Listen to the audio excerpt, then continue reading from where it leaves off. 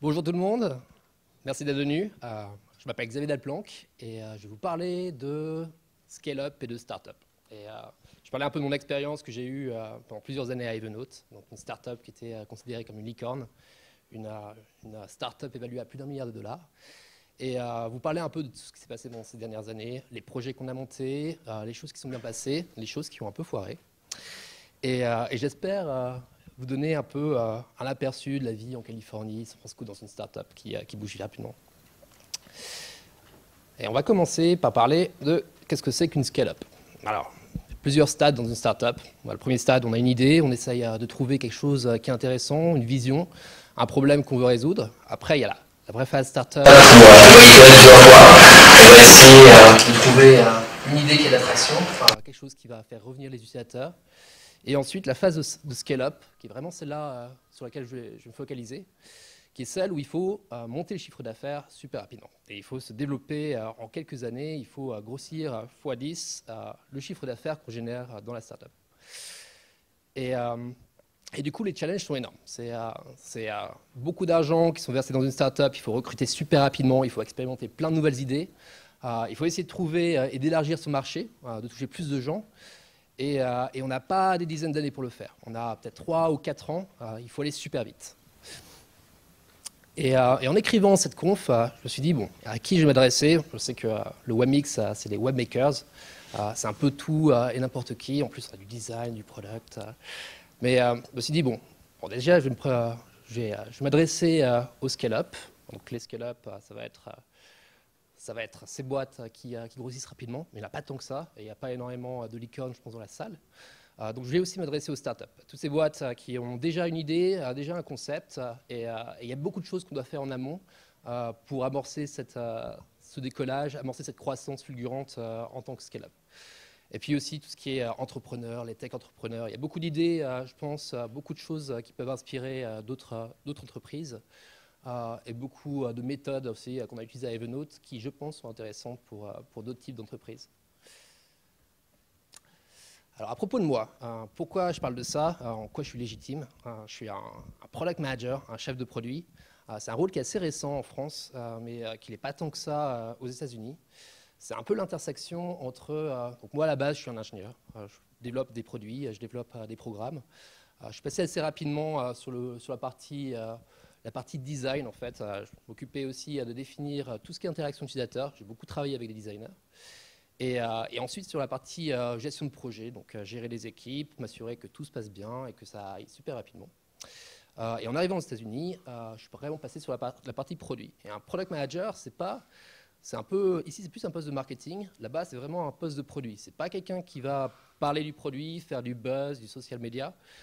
Aux États-Unis, ça va être plutôt une personne qui va modifier un produit et qui va aider à croître, à développer une startup en modifiant ce produit-là, en l'optimisant, en ajoutant des fonctionnalités, expérimenter de nouvelles choses. Donc c'est pour ça que c'est au croisement entre les trois, parce qu'on doit vraiment travailler, trouver une nouvelle technologie, voir quels problèmes on peut résoudre avec, bien comprendre les utilisateurs, voir qu'est-ce qu'on peut leur offrir, et en même temps gérer tout ce qui est statistique, analytics, vérifier qu'on a les courbes qui montent bien comme il faut, et aussi rapidement qu'on veut.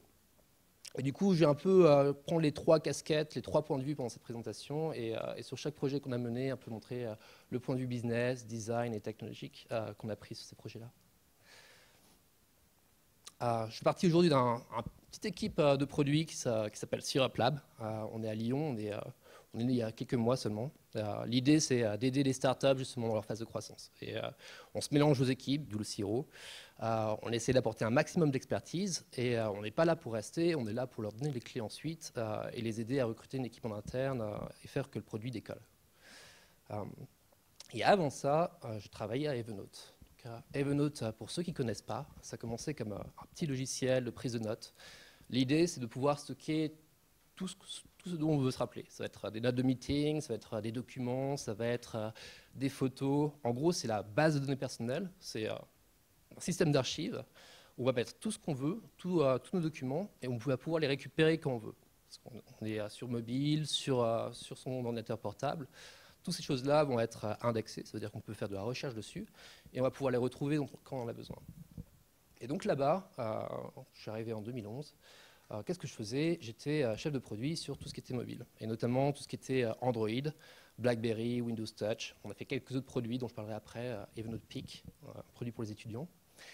J'y ai travaillé pendant 4 ans et demi, et en tant que PM, en tant que Product Manager, on est directement en ligne de rapport avec le CEO. Donc on travaille avec le CEO pour définir la vision du produit, quelles sont les nouvelles évolutions qu'on va faire, comment on va bouger le produit pour faire qu'il grossisse plus rapidement. Et donc ça aura été 4 ans et demi, plein de rebondissements. C'était une des premières licornes, donc grosse boîte, grosse traction, grosse visibilité. On a eu une période vraiment à plat, on a une période de licenciement. Donc je passe à travers ces différentes années et vous mettre aussi un peu en perspective comment ça se passait là-bas, donner un peu de contexte, faire un peu vivre l'expérience startup d'Evernote. Alors, le plan est assez simple. D'ailleurs, à Evernote, on avait bien les plans super simples. Donc, grosso modo, chaque année, on avait une métrique à bouger. Donc, tous les projets sur une métrique. Une chose qu'on devait faire, on pouvait le visualiser, on pouvait le mesurer, mais on se focalisait là-dessus. Du coup, j'ai récupéré un peu le même plan. Et la première chose, ça va être garder les utilisateurs. Comment on fait pour faire revenir des gens sur son produit et de garder un maximum son audience. Ensuite, qu'est-ce qu'on a fait pour attirer plus de monde, parce que c'est aussi important pour grossir. Et enfin, tout ce qui est revenu et conversion. Comment on fait pour faire passer des utilisateurs, parce que Evernote, c'est un produit qui est gratuit à la base, en client, quelqu'un qui va payer pour utiliser ce service-là.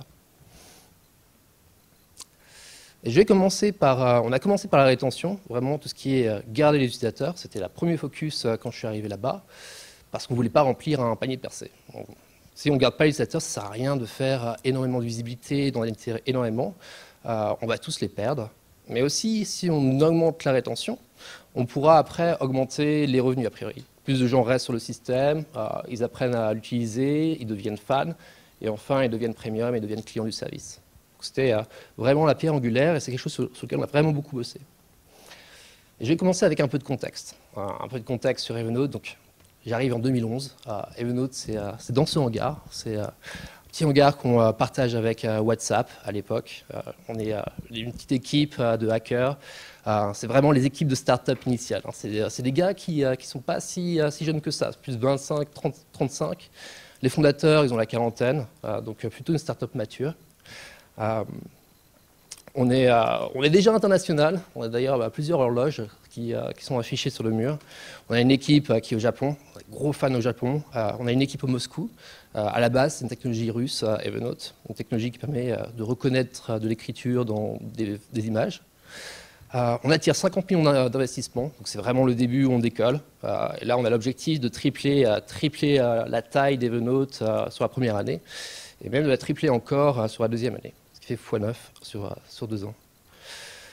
Et à l'époque, on est encore rentable. Pas pour longtemps. On a 15 millions d'utilisateurs, donc ça c'est déjà pas mal. Et on a des utilisateurs qui sont vraiment de tout type. On va autant avoir des étudiants qui vont prendre leur note de cours que des cadres, des ingénieurs qui vont prendre des morceaux de code, les stocker dans Evernote, des inspecteurs de police qui vont faire leurs enquêtes dessus. Et on est déjà sur mobile et sur l'ordinateur. Et donc sur ces premières années, on va lancer des gros projets. On va lancer Yingqian Biji, pour ceux qui lisent le chinois, qui est Evernote en Chine. Donc on va mettre Evernote, toute la plateforme, tout le système disponible en Chine. On va avoir une équipe qui va être là-bas, on va avoir une nouvelle marque et on va avoir vraiment une grosse expansion en Chine. On va acheter une startup qui s'appelle Sketch, parce que pour grossir rapidement, c'est pas mal de faire des acquisitions. Une startup qui fait de la notation de screenshots, une startup australienne. Et on va lancer quelques produits autour d'Evernote. Evernote, c'est la ligne, c'est Remember Everything, vous rappelez de tout. Et du coup, on va faire Hello, c'est se rappeler des gens qu'on a croisés. On va faire Food, se rappeler des bons repas qu'on a eus, plus du lifestyle. On va faire Peak, plus pour les étudiants, des cartes mémoire, donc tout autour de la mémoire. Mais je vais vous parler surtout de la rétention. Donc, la rétention, ce produit cœur, Evernote, et comment on la mesure. Alors déjà, petit débrief sur comment on mesure la rétention. Alors déjà, on peut calculer le nombre de personnes qui restent sur la plateforme. On peut calculer la ligne bleue, c'est le nombre d'utilisateurs actifs. Le nombre d'utilisateurs qui vont utiliser au moins une fois le produit par mois. Mais ça ne suffit pas, parce que si on regarde seulement ça, on peut avoir beaucoup de nouveaux utilisateurs et personne qui va rester sur le produit. Donc, ce qu'on regarde après, ça va être les cohortes. Bon, les cohortes, c'est un groupe d'utilisateurs qui vont partager un attribut en commun. Donc, par exemple, on va avoir le groupe des personnes qui ont utilisé Evernote pour la première fois en janvier, et on va suivre ce groupe de personnes. Donc là, c'est ce qu'on voit sur le graphe. On va voir que ça descend, parce que ceux qui sont en janvier, il y en a un peu moins qui sont en février, un peu moins qui sont sur mars. Et en général, ça se stabilise entre 60 à 90 jours. Donc la rétention, elle est vraiment calculée sur cette fenêtre de temps. On va regarder un groupe de personnes, combien il y en a qui sont encore entre 60 et 90 jours. Et ce qui est bien avec la rétention, c'est que si on l'améliore, eh ben, ça augmente la ligne bleue. Et ça l'augmente de façon linéaire. Donc, gros focus là-dessus. On met en place les outils de mesure, on regarde quelle est la rétention qu'on a aujourd'hui, et on va faire en sorte que tous les projets qu'on va mettre en place, ils vont faire bouger la ligne. Et ce qu'on observe aussi, alors ce qu'on utilise pour ce genre de métrique, parce que c'est super long d'attendre 60 à 90 jours pour savoir quelle est la performance du produit, on utilise ce qu'on appelle des proxys. Des proxys, c'est une unité de mesure qui est plus rapide à calculer. Et ce qu'on voit, c'est que, a priori, ceux qui reviennent entre 60 et 90 jours, ils sont revenus le lendemain, ou ils sont revenus la semaine d'après. Et le plus petit proxy qu'on voit, c'est finalement, tout se joue sur 5 premières minutes. On donne le produit à un utilisateur, les 5 premières minutes d'expérience, c'est ça qui va les convaincre de revenir après. Et ce n'est pas la peine de changer tous les écrans, toutes les fonctionnalités, d'ajouter beaucoup de choses dans un produit. Se focaliser sur, on va dire, les 5 à 10 écrans d'expérience qu'on fournit. C'est là-dessus qu'il faut agir si on veut augmenter la rétention de façon super rapide. OK, donc on a les unités de mesure, on sait à peu près comment on va calculer.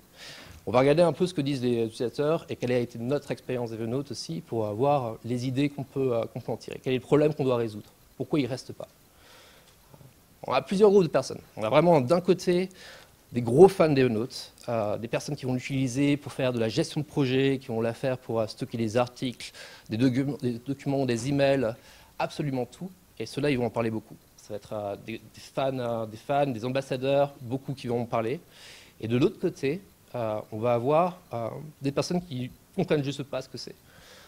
Ils l'ont essayé une fois et s'attendent peut-être à avoir un notepad, quelque chose de super simple, et ils trouvent une grosse machine, quelque chose qui ne répond absolument pas à ce qu'ils veulent utiliser. Et du coup, on a ce problème de comment on fait pour offrir un outil qui est extrêmement puissant, mais en même temps qui va être simple à appréhender, et que n'importe qui va pouvoir prendre en main et comprendre l'intérêt pour eux. Ok, donc on a à peu près cerné le problème. On se dit quelques idées, un petit brainstorming, on se fait un whiteboard.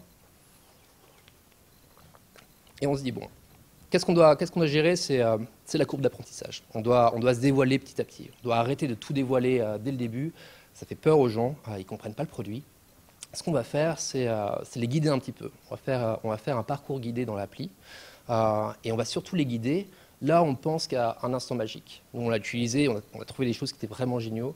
Il y a des choses, surtout sur tout ce qui est recherche de documents. Mais franchement, la recherche, ce n'est pas le premier truc qu'on fait sur Evernote, parce qu'en général, on n'a pas de notes. Comment on fait pour amener les gens à découvrir ces instants magiques et s'assurer qu'ils reviennent du coup parce qu'ils vont trouver un intérêt pour eux. Là, c'est la première expérimentation à faire. C'est en effet ce système de tour guidé. Donc, c'est assez simple. Un écran d'accueil avec différentes choses qu'on peut faire. On les laisse sélectionner. On va sélectionner quelques cas d'utilisation. On ne va pas tous les sélectionner. Et on va mettre en avant ceux qu'on pense qui aident à prendre une décision. On va s'inspirer du jeu vidéo, donc c'est un peu le livre dont vous êtes le héros. Choisis ta quête et choisis si tu veux l'utiliser pour faire ta to-do list avec ta famille ou si tu veux faire gestion de projet avec une équipe de 50 personnes. Et quels sont les résultats avec ça? Eh ben, la rétention, elle bouge un peu, mais on n'est pas sûr que ce soit à cause de nous. Et le problème qu'on avait, c'est qu'on n'avait pas encore vraiment les bons outils de mesure pour voir qu'est-ce qui fait bouger quoi. Du coup, en deuxième itération, on dit bon, ça vaut quand même le coup de continuer. On a un peu des résultats, on a rétention qui a bougé de quelques points, donc quelques pourcents de plus d'utilisateurs chaque mois. mais il faut qu'on puisse mieux mesurer l'impact. Est-ce que c'est vraiment à cause de nous? C'est parce qu'on a eu beaucoup de visibilité, parce qu'on a eu des gros investissements? Est-ce que c'est la fonctionnalité, la chose qu'on a changé dans notre produit qui va changer la chose? Ou est-ce que c'est quelque chose de complètement externe? Et l'autre problème qu'on a, c'est que ça prend toujours trop longtemps d'itérer, parce qu'on va mettre en place un système, on va mettre en place voilà, plus de visibilité sur ces 3 fonctionnalités, et on doit encore attendre 3 mois pour être sûr que c'est vraiment ça qui va bouger les choses. Donc on va mettre en place 2 choses. On va mettre en place Google Analytics, quelque chose qui va permettre de calculer et de vraiment vérifier où vont les gens, qu'est-ce qu'ils utilisent dans le produit, et ça de façon non ambiguë, parce que si on leur demande, ils vont dire quelque chose de complètement différent. Et on va aussi commencer à mettre en place un système de compétition au sein de l'appli. On va faire ce qu'on appelle le A/B testing, et on va tester plusieurs parcours. Et donc là, c'est un peu le système de compétition où voilà, sur une version de l'application, on va juste mettre en avant peut-être la recherche et scanner des images. On va dire, OK, l'instant magique, c'est rechercher dans une image et voir que, waouh, on identifie dans l'image ce qui a été écrit et on peut directement chercher l'image comme ça. On va faire ça sur voilà, du cloud, donc on a tout ce qui est synchronisation et édition de texte. On a peut-être une quinzaine, douzaine de fonctionnalités qui sont vraiment importantes et on va les mettre en compétition et voir qu'est-ce qui fonctionne le mieux, qu'est-ce qu'on doit découvrir au départ pour revenir ensuite. Et sur Google Analytics, on va aussi, donc on met de l'A/B test, on va bouger sur un système vraiment d'A/B test, mais au début on va juste le hacker. On va prendre un identifiant d'utilisateur et on va juste dire, OK, ce groupe d'utilisateurs il va prendre la version A et celle-là la version B. Et ce qui est important dans l'A/B testing, c'est qu'on garde un groupe de contrôle. C'est un groupe de personnes qui ne va absolument pas avoir ces innovations. Et ça permet de vraiment voir si on a changé les choses.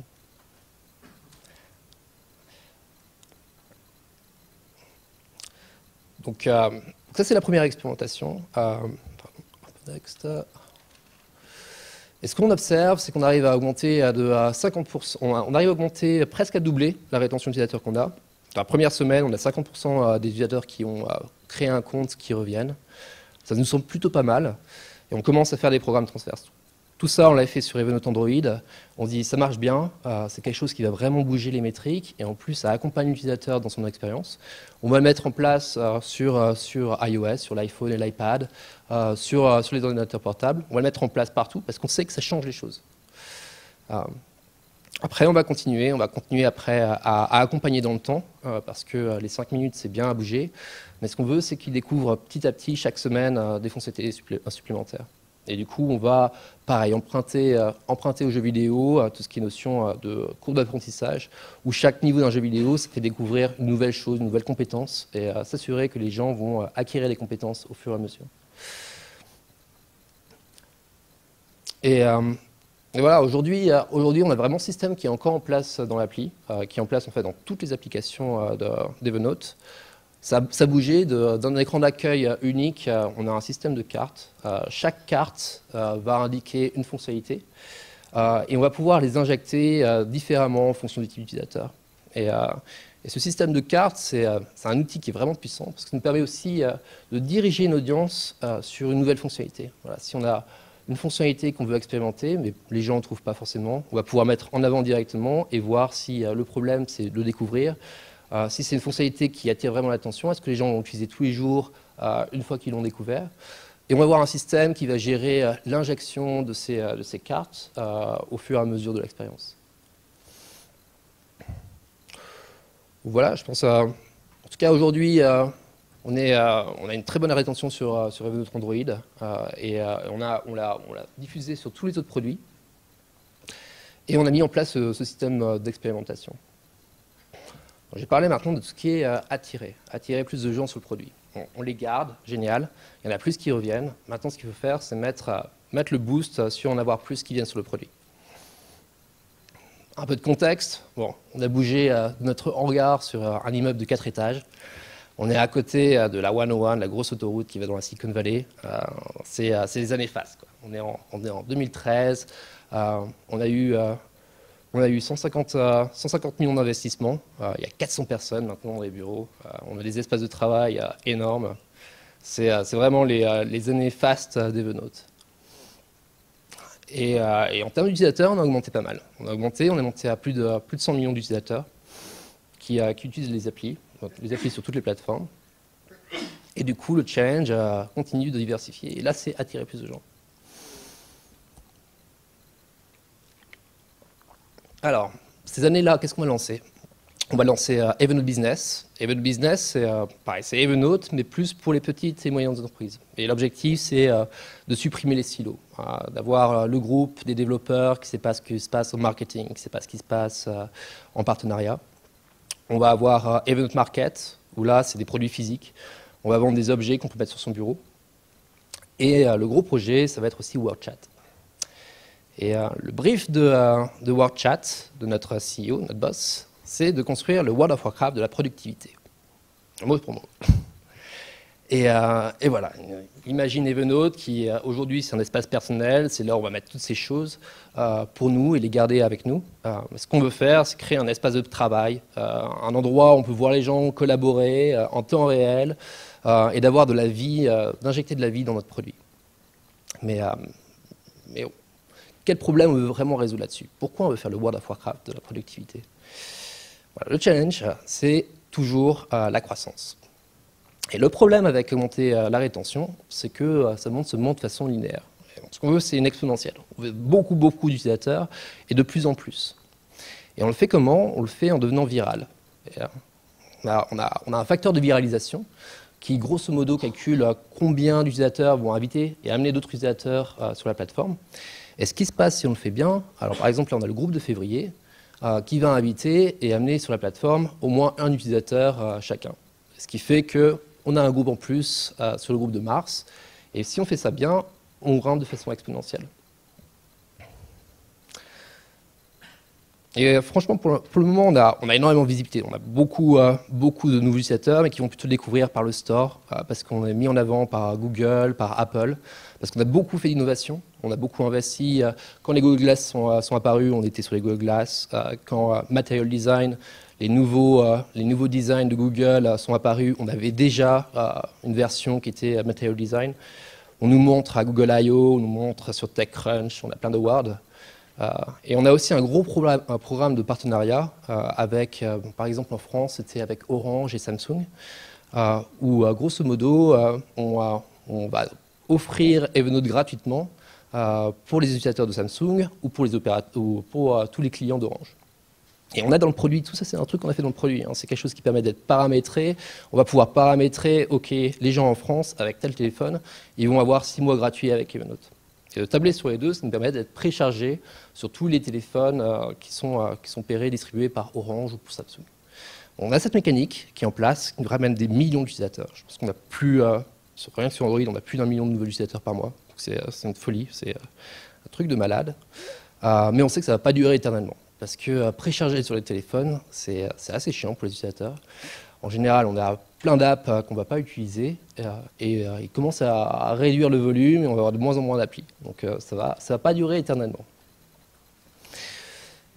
Et donc le problème qu'on a, c'est que Evernote, c'est une application un peu antisociale. À l'époque de Zynga, où Zynga cartonnait, on se positionnait sur soit on peut être social et faire 5 minutes à rien faire ou à jouer, soit on peut passer les 5 minutes à être antisocial et à travailler dans Evernote. On s'est déjà positionné là-dessus. Et il y a des gros qui arrivent, et notamment il y a Slack, qui clairement s'adresse à la même population que nous, des start-upers, des travailleurs de la connaissance, et eux ils cartonnent. Ils cartonnent et ils sont sociaux. Et du coup, ils se distribuent super rapidement. Qu'est-ce qu'on va faire? Donc l'idée c'est, ok, on va faire le World of Warcraft de la connaissance, mais on ne sait pas vraiment pourquoi aujourd'hui les gens ne sont pas sociaux. Qu'est-ce qu'on peut faire pour peut-être les sociabiliser un peu plus? Quelle expérimentation on peut faire pour prouver qu'il y a vraiment un levier à utiliser là-dessus? Donc on va commencer, pareil, on va réutiliser les mécaniques qu'on a mis en place sur la découverte, le premier lancement, l'expérience de premier lancement. Et on se dit peut-être qu'ils ne partagent pas juste parce qu'ils ne comprennent pas qu'on peut partager avec une autre. Ils ne voient pas le cas d'utilisation, ils ne voient pas pourquoi on partagerait un carnet de notes avec son équipe pour partager les idées, un carnet de notes avec sa famille pour partager tous les documents qui sont importants pour la famille. On va les mettre en avant, on va mettre en avant les partages de carnet de notes, et on va regarder si on arrive à bouger. Est-ce que c'est juste un problème de découverte ou pas? On met ça en place, on n'a pas vraiment de différence. Les gens ne vont pas plus partager, peut-être légèrement plus, mais l'indication n'est pas suffisamment forte pour dire qu'il y a vraiment un levier là-dessus. On va quand même persister, mais on va commencer à optimiser. Donc, sur Evernote, on peut partager de différentes façons.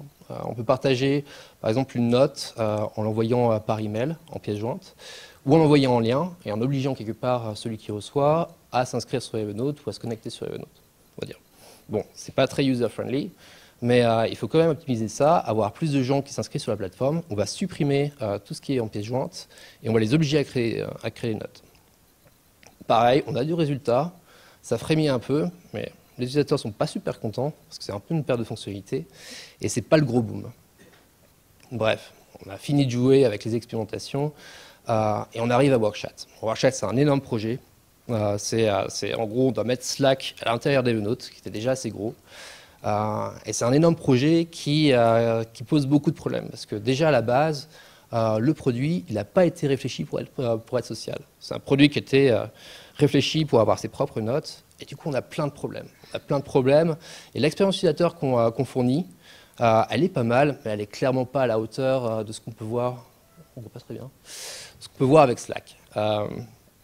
On a des problèmes sur les gens qui sont sur le même document, ne peuvent pas l'éditer en même temps. On n'est clairement pas à la hauteur de GoDrive là-dessus. On est obligé de bloquer l'édition des notes quand quelqu'un est en train de l'écrire.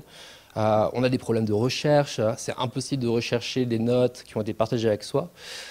Et tout ça, c'est le reflet d'un problème tactique à la base. On n'a pas été réfléchi là-dessus. Et ce qu'on a servi, c'est une fonctionnalité qui était sous-optimale. Et du coup, pareil, on observe notre facteur K, le facteur de viralisation, et on n'y arrive pas. On n'arrive pas à faire du 1 pour 1, au moins une personne qui ramène une personne. Et du coup, au final, en octobre 2015, donc après un an, toutes les équipes à 100% à tout changer, on décide, OK, on pense que le partage c'est toujours cœur, je ne suis pas persuadé, mais Workchat, c'est pas la solution là-dessus. Et du coup, après un an là-dessus, on a frisé, on a gelé tous les autres projets. On se dit, bon, il faut continuer. Il y a quand même quelque chose qu'on n'a pas trop adressé, c'est convertir des utilisateurs en clients. Et faire un peu plus d'argent avec Evernote, et du coup, augmenter la croissance financière. Bon, c'est beaucoup moins cool à Evernote en 2015. Hein. C'est un peu le départ, on n'est plus vraiment la licorne, on a des gens qui partent. Il faut savoir que dans la Silicon Valley, ça va très très vite, donc il y a beaucoup d'ingénieurs qui vont aller dans les startups les plus chaudes, et si ça ne prend pas, ils vont partir, ils vont autre part. Et du coup, je pense qu'il y a une 50aine d'employés qui partent ou qui sont supprimés. On supprime pas mal de produits, les Food, Penultimate, Market, Hello, pas mal de produits dans lesquels on avait investi. Pas assez de traction, on les kill. Et aujourd'hui, on n'est plus sur l'expérimentation et essayer de bouger et de trouver de nouvelles choses. On en est sur la rationalisation. On dit, OK, a priori, on n'a plus le temps pour tester de nouvelles choses. Ce qu'on doit faire, c'est rationaliser. Et du coup, le focus, c'est se focaliser, focaliser et se focaliser. Et on va faire que ça. On va changer de patron. Donc, Phil Libin, qui était le patron historique d'Evernote, va partir. On va avoir un manager de Google Canada, qui va arriver, qui va prendre les rênes. Et on va commencer à dire, on fait le grand nettoyage et on va faire un produit simple. On va rester là où on est et on va faire un produit qui soit super stable. Et donc la rétention. Bon, ce qui était intéressant avec Evernote, c'est que sur la conversion, on a une conversion qui monte avec les années. Donc si les gens restent un an, il y en a plus qui vont payer après un an que la première année. En gros, quand les nouveaux utilisateurs, on va avoir 0,5%, on va avoir 1,5% d'utilisateurs qui vont prendre la version payante. S'il reste un an, il y en a 7%, et s'il reste 2 ans, on va avoir 11% d'utilisateurs qui vont passer en mode payant. Donc, quelque part, ce qui est cool, c'est que en fixant la rétention, en gardant plus d'utilisateurs, on a déjà augmenté les revenus. Il suffisait de faire ça, on savait déjà que de les garder, ça allait les bouger, mais ça les bouge encore plus. Ça ne les bouge pas assez vite. Après, on va regarder un petit peu ce que c'est que Evernote Premium. Alors, ce qu'on observe, c'est qu'il y a encore beaucoup de gens qui ne savent pas ce que c'est. Ils ne savent pas du tout quelles sont les fonctionnalités premium, pourquoi je devrais payer pour le produit, alors que la version gratuite, elle me suffit très bien. Et la plupart des gens qui payent, au final, ne vont pas payer pour les choses qu'on ajoute en premium, mais plus pour sponsoriser quelque part le produit, plus pour, ça s'appelle la love money, monnaie de l'amour, pour faire en sorte qu'on croit plus vite. On observe aussi, ça c'est important, que les gens qui utilisent sur leur ordinateur vont payer plus rapidement que ceux qui sont sur mobile. Et c'est un peu un problème parce que les gens le découvrent d'abord sur le mobile. Donc on voit ça, on voit sur desktop, c'est là qu'ils doivent être et c'est là qu'on doit les amener. Et on observe qu'en fait il y a une grosse partie quand même qui passe premium la première semaine. En fait, ce genre de personnes qui ne se posent pas de questions, ils passent en premium directement, ils n'ont pas envie de s'embêter avec une version gratuite. Bref, mais le gros problème qu'on a, c'est ça, c'est Evernote, le premier ennemi d'Evernote Premium, c'est Evernote gratuit. Et on a mis la barre tellement haut, avec une version gratuite qui fait énormément de choses, qu'on n'a pas suffisamment de frustration pour amener les gens à payer pour le produit. Donc ça, c'est un peu bizarre, parce que historiquement, nous, on est là pour faire plaisir aux utilisateurs, à leur donner quelque chose qui est génial. Là, il va falloir commencer à construire de la frustration. Donc, je ne sais pas s'il y a du UX design sur comment construire une expérience qui soit frustrante, mais ça va être un peu le challenge de ça va être un peu donner la frustration. Ok, donc bon, on se pose et tout, on se dit, ok, qu'est-ce qu'on voit, qu'est-ce qu'on peut faire, on regarde les analytics, on dit, bon, il n'y a personne qui connaît ça, combien vont sur la page premium, combien est exposé en fait à qu'est-ce que fournit premium, combien comprennent ça, on regarde les statistiques, on voit que grosso modo, il y a peut-être 1% des utilisateurs qui utilisent l'appli qui sont tombés sur un écran premium un jour, quoi.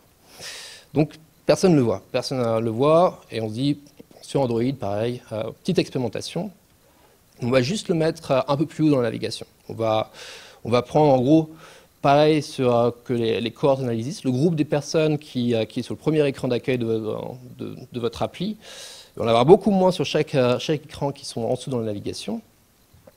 Et on va le mettre directement sur la navigation principale. Donc on va faire ça, on va juste faire un truc stupide, hein, c'est pas énormément comme design, pas un énorme design, mais juste faire un bouton dans la navigation principale, on va mettre en avant à quelques endroits stratégiques de l'appli Evernote Premium. Et là, eh ben, on a beaucoup de résultats. Et en fait, on a plus 50% de revenus sur Evernote. Juste en faisant ça, alors qu'on avait investi dans du work chat, on a investi dans des énormes fonctionnalités, juste en optimisant un peu son produit, on arrivait à booster les revenus de façon super considérable. Du coup, on décide de continuer. Et petite action aussi, on se dit, bon, quelque chose qu'on peut faire, c'est peut-être, vu qu'ils payent plus sur leur ordinateur, on va faire en sorte que les gens qui l'utilisent sur mobile, ils vont aussi le télécharger et l'utiliser sur leur ordinateur. Bon, c'est quelque chose qui n'est pas facile. Alors, Dropbox le fait super bien, et ils ont assez peu d'étapes pour le faire. Mais si on découpe les étapes, il faut aller chercher le lien, télécharger l'appli, l'installer, se connecter avec son compte, synchroniser son compte. Il y a énormément d'étapes, et à chaque étape, on perd 10-20% des utilisateurs. Donc on fait un peu, on expérimente là-dessus. On n'a pas la mécanique de Dropbox, qui a quelque chose d'extrêmement complexe. Et on voit que ça frémit. On a quelques pourcents. On n'a pas assez pour mettre vraiment le paquet là-dessus, mais on voit qu'il y a un peu des résultats. Et pour être honnête, c'est assez difficile pour nous encore d'évaluer le nombre des personnes qu'on impacte avec ça. Parce que du coup, là, on est sur Android versus Windows et Mac. Il faut croiser les analytics dans les différents sens. Et on n'est pas encore super bien équipé pour faire ça. Mais bon, on n'a plus vraiment le temps de faire des expérimentations. Il faut des résultats. Et du coup, on va faire un peu le passage en force. Là, on est en 2015. Hein, moi, je gère plus sur Evernote Android, mais on va faire ça sur Evernote BlackBerry et sur d'autres applis mobiles. Et du coup, le principe, c'est assez basique. On va afficher un écran sur Premium avec, en gros, pourquoi tu devrais te mettre à Premium. Et on va le faire sur plein d'événements. On va le faire sur du lancement d'appli, on va le faire sur, on vient de créer une note, et on va avoir un système au niveau de la plateforme qui va juste gérer, faire en sorte que tu ne sois pas complètement spammé. Donc si tu as déjà été exposé à un écran comme ça pendant la même semaine, tu ne vas pas l'avoir sur la même semaine. Mais on va quand même y aller en force. Et on va envoyer de la... voilà. On va envoyer de la pop-up, envoyer de l'écran, envoyer du splash screen. Pareil, pour le coup, les gens sont pas pardon, c'est ça qui, non, sont pas super contents parce que c'est clairement pas une très bonne expérience utilisateur. Bon, le bon côté, c'est qu'on arrive quand même pas mal à générer de la frustration, mais ça on sait faire. On a appris à faire. Bref. Bon, ce qu'il faut retenir, c'est quand même on a eu des résultats, quoi. En faisant ça, même si c'est pas génial et qu'il y avait peut-être d'autres façons de le faire, il y a une croissance de 40%. Donc, par rapport à l'année d'avant, on a plus 40% d'utilisateurs qui vont passer à Premium. Et après, on va passer quand même pas mal de temps à l'intégrer plus finement dans l'appli. Donc aujourd'hui, si vous regardez l'appli, il y a beaucoup de fonctionnalités Premium qui vont être exposées directement sur le UI. Donc là, par exemple, c'est faire un carnet de notes qui soit hors ligne, qu'on puisse utiliser et qui soit synchronisé tout le temps. On va mettre directement les actions disponibles, même si on est gratuit. On va avoir des pop-up qui vont être un peu plus contextuels, où du coup, on va parler de ça et on va mettre plus en rapport avec l'expérience utilisateur pour être un peu plus malin et un peu moins frustrant quand même. Et bon, aujourd'hui, ça fonctionne pas mal.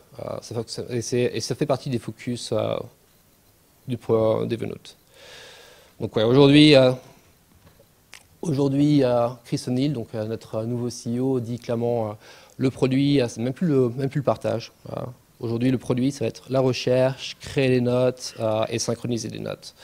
Et du coup, comme je vous le disais au début, on l'a simplifié. On a arrêté cette période fast où on expérimentait, on se diversifiait super rapidement pour devenir un produit simple et rester sur le marché et l'optimiser. Optimiser toutes ces petites métriques, toutes ces petites choses qu'on peut changer de façon à grossir un peu plus vite.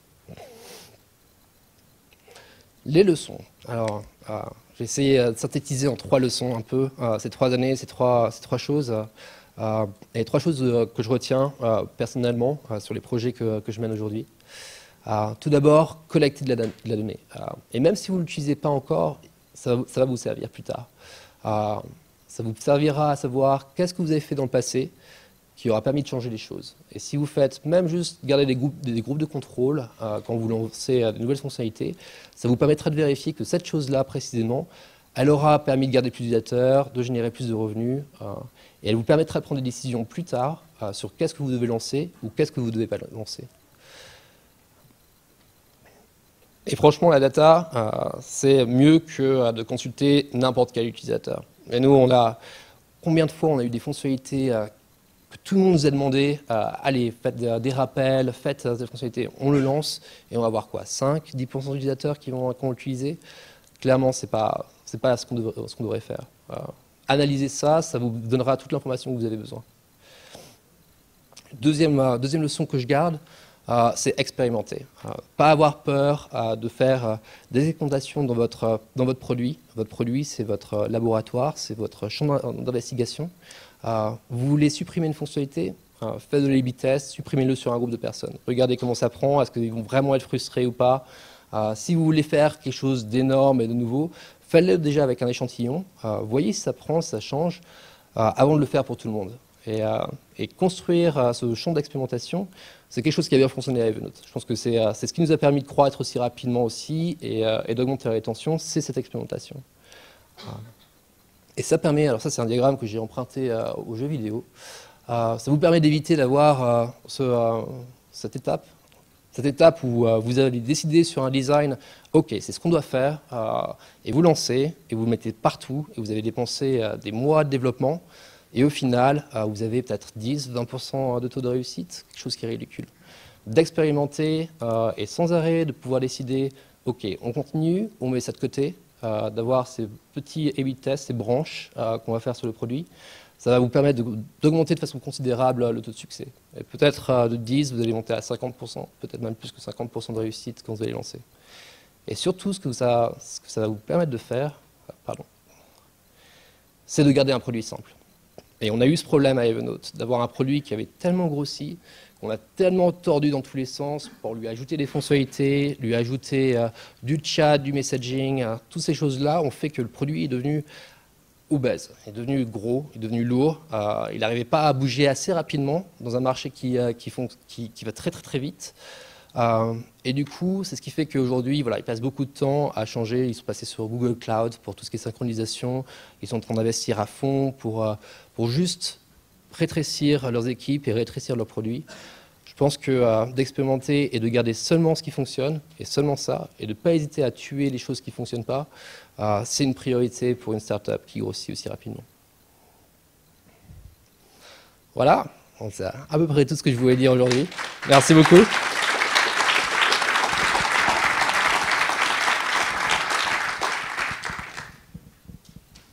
Prendre des questions? Ok.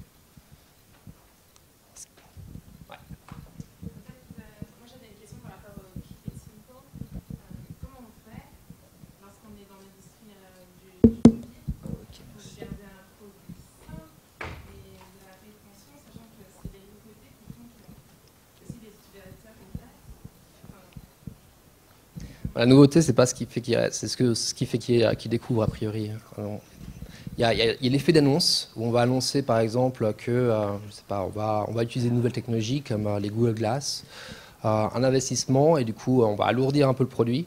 Ça va faire une flambée d'utilisateurs pendant peut-être un mois ou deux, mais au final ça va retomber. Donc il y a ce côté-là. Est-ce que c'est ce que tu veux dire? Et du coup, et ça, tu vas le payer après. Tu vas le payer sur ce qu'on appelle la dette technique. C'est que tu vas alourdir ton produit et ça, tu vas le payer. Tu vas payer les intérêts tant que tu n'auras pas racheté ta dette technique. Donc, le faire juste pour avoir de la visibilité, pourquoi pas, tu le après, parce que ça ne va pas t'en aller plus tard. Ouais. Tu as parlé au début de la rentabilité des burn-ups. Au début, tu disais à cette époque-là, on était encore rentable. C'est quoi la courbe après et t'en es où aujourd'hui? Alors, aujourd'hui, je ne sais pas.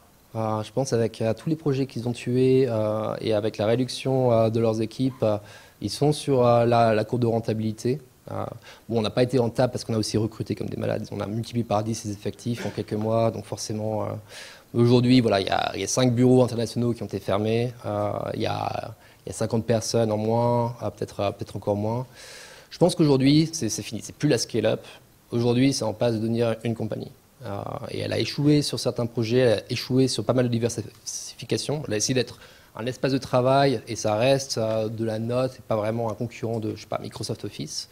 Mais je pense que ça va rester rentable, voire proche d'être rentable en tout cas. Ouais. L'introduction sur un endroit du niveau de premium il y a quelques mois, ça favorisait la frustration.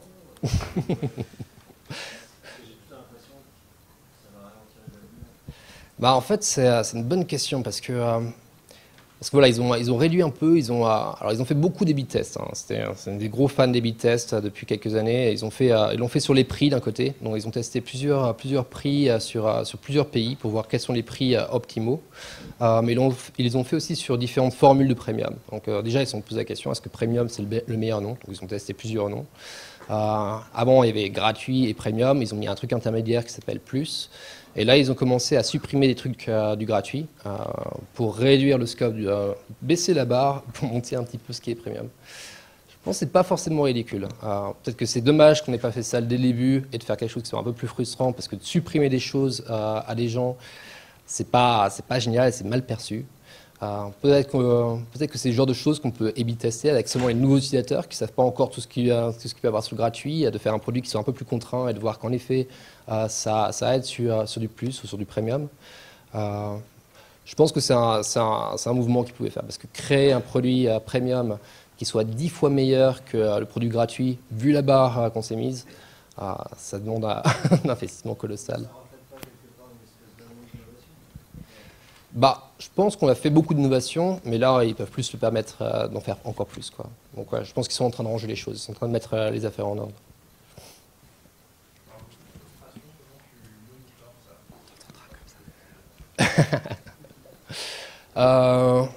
Comment on monitore la frustration? Bon, après, c'est juste une théorie, hein, mais a priori, idéalement, il ne faut pas que la frustration, ça se transmette en avis négatif sur le store qui va faire baisser tes downloads.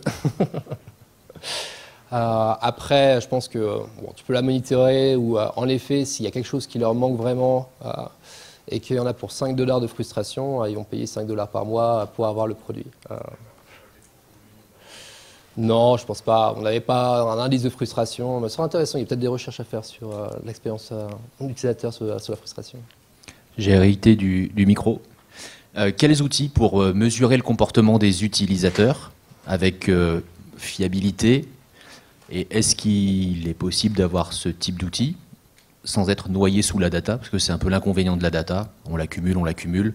Très peu de produits pour l'instant arrivent à fournir des indicateurs simples pour un product owner pour prendre des décisions sans avoir à se plonger pendant une semaine sur son analytics, quel qu'il soit. Donc, quels outils vous avez utilisés? Est-ce que vous avez réussi aussi à solutionner, je pense que vous avez été confronté aux mêmes choses, solutionner cette grande masse de data qui arrive pour finalement prendre des décisions simples à la fin? Réponse courte, il y a encore beaucoup de décisions à Evernote donc quand j'étais à Evernote, je ne suis plus, il y avait encore beaucoup de décisions qui ne reposaient pas sur des données. C'est beaucoup d'inspiration.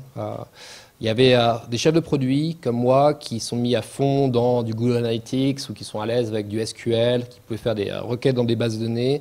Je pense que c'était la solution qu'on avait, c'était d'avoir vraiment des chefs de produits qui soient suffisamment geeks pour sortir des tableaux de bord et pouvoir mesurer ça. On avait deux systèmes, on avait Google Analytics d'un côté, donc qui permet de voir tout ce qui est interaction dans l'appli, des choses qui ne sont pas forcément visibles au niveau de la plateforme, le serveur, ce qui sert les données. Et d'un côté, on avait tout ce qui était plateforme de data mining, et on avait une équipe de data analysts, data scientists, donc des gars qui sont super à l'aise pour faire des requêtes SQL et extraire les données et créer des dashboards. Mais le problème qu'on avait en utilisant cet outil, donc l'outil de data science, c'est qu'ils n'arrivaient pas forcément à interpréter ce que ça voulait dire. Et du coup, ce qui nous arrivait, c'est qu'en général, chef de produit, est-ce qu'il y a une relation entre découvrir, être exposé à une limite de quota, parce que sur Evernote, on peut créer un nombre de notes par mois, et passer en premium. Et du coup, ce qu'ils vont faire, c'est que déjà, ça prend des semaines, parce qu'ils ont un pipeline de dashboards qu'ils doivent produire. Donc, ils vont prendre une semaine ou deux pour sortir un dashboard. Et en général, ils vont prendre des proxys, par exemple, des unités de mesure qui sont à peu près ça, mais ce n'est pas exactement ça. Et au final, on va finir avec 10 questions en plus, une semaine plus tard, une fois qu'on aura vu le dashboard. Donc pour moi, un outil comme Google Analytics et un petit training sur des chefs de produits, sur comment utiliser ça, faire de la requête, créer ses dashboards, faire de l'analyse de cohorte, de la segmentation, c'est quelque chose qui, à mon avis, est nécessaire. Et limite, ce que je faisais, c'était je faisais moi-même mes dashboards, moi-même mes analyses, et après, j'envoyais mon analyse à l'équipe de Data Science, qui vérifiait que je ne m'étais pas planté dans mon raisonnement. C'est super facile de se planter dans mon raisonnement. Ouais.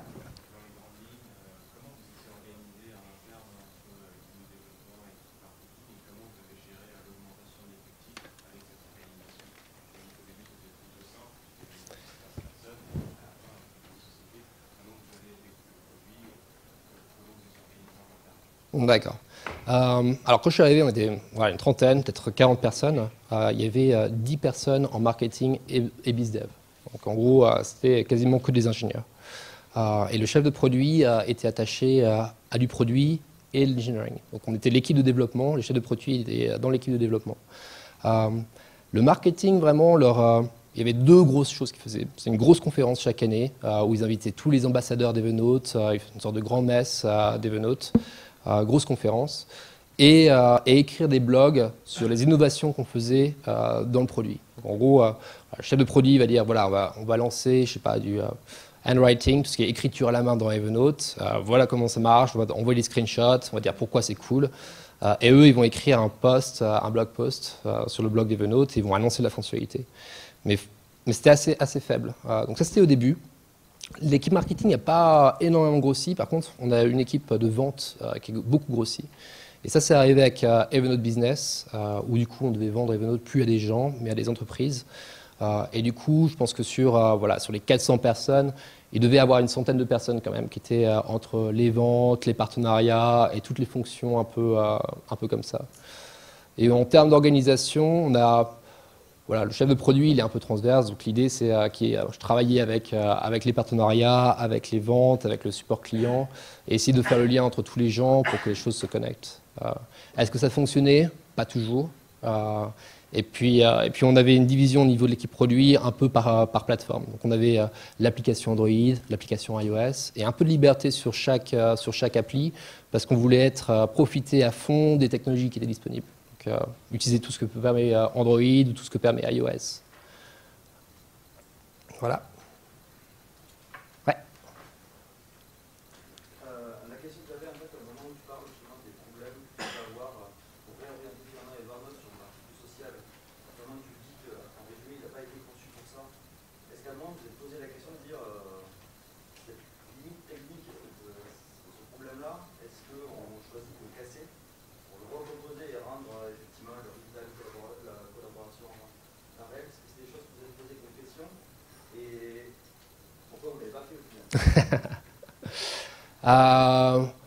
Moi, je ne me suis pas posé la question. Je me suis vraiment posé la question sur Workchat. Est-ce que c'était la bonne piste pour le faire? Et on avait avancé des données qui prouvaient que c'était quand même super risqué. Je pense que c'est clairement... on a eu cette phase à Evernote où la majorité des projets étaient plutôt poussés par le CEO, qui d'ailleurs avait repris le contrôle directement du produit, et moins par les équipes produits. Et du coup, c'était un peu une vision, c'était là où il voulait aller. Je pense qu'il a essayé de passer un peu en force, c'est un peu mon avis. Parce qu'au final, d'essayer de faire ça, ça a tellement déformé le produit qu'il n'arrivait pas à le supporter. Il y en a pas mal d'Evernote aujourd'hui qui se disent on aurait peut-être dû faire un produit séparé, peut-être que ça n'aurait pas dû être dans Evernote. Bon, j'ai pas la réponse. Je pense que voilà, l'idée c'est quelque chose qui a été poussé par le CEO et qui était dans une vision, mais qui au niveau de la faisabilité technique, c'était pas là, quoi. Ouais. Au final, tout ce que tu dis, c'est bien de continuer à construire, vraiment quelque part, cette faisabilité technique, et du coup, ça veut dire finalement dans ce concept initial, quoi. C'était plutôt dans cette idée, même si le CEO cherchait à changer. Je pense qu'il y avait des projets, on avait commencé à mettre tout ce qui était machine learning, tout ce qui était apprentissage dans Evernote, des systèmes qui pouvaient t'inspirer des choses ou remonter des notes. Et je pense que ce type de projet était vraiment plus aligné avec ce qu'était Evernote à la base. C'était une grosse base de données personnelle, pourquoi pas mettre de l'IA personnelle là-dedans. Et du coup, en termes de coûts techniques, c'était beaucoup plus rapide. Et à mon avis, on aurait eu plus de poussée qu'en essayant d'aller trop loin sur du Workchat. Je pense, c'est juste mon avis, mais il y a eu probablement la pression aussi des investisseurs qui se sont dit, allez, on fait du Slack, c'est le truc qui est hot, on va faire du messaging dans l'appli. J'ai pas tous les tenants et aboutissants, c'est juste des suppositions.